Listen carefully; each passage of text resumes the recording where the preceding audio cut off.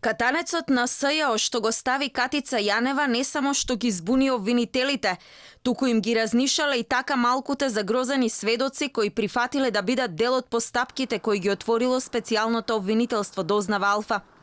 Последната одлука на државното обвинителство дека ќе ги преземат предметите од СЈО ги збунила загрозените сведоци, кои веќе почнале да се колебаат за соработка.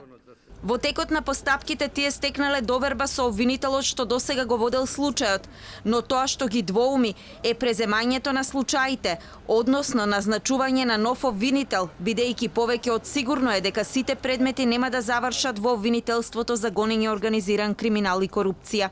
Последните случувања околу СЈО биле причина за неофицијален интерен договор меѓу обвинителите од оваа обвинителство, кои според нашите информации пред неколку дена испратиле писмо до Советот на јавни обвинители од каде побарале да им одговорат какви се нивните ингеренции и како да постапуваат на судењата, но од Советот молк.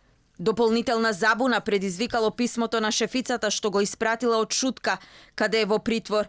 Обвинителите може да постапуваат единствено по законот на СЈО, велат од Рузвелтова.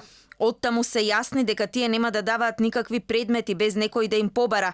Ова го објаснуваат со членот 6 став 5 од законот за СЈО, бидејќи секоја друга постапка може да ги соочи со кривична одговорност. Со разрешувањето на Јанева автоматски завршува и мандатот на сите други обвинители во СЈО. Во Скопското обвинителство на работа треба да се вратат Ленче Ристовска, Гаврил Бубевски, Фатиме Фетаи, Арта Најро, Трајче Пеливанов. Во Кумановското Бурим Рустеми и Љубомир Лапе. Единствена обвинителка која може да застапува предмети од организиран е Лиле Стефанова, која пред да премине во СЈО, матично обвинителство и беше за гонење организиран криминал и корупција.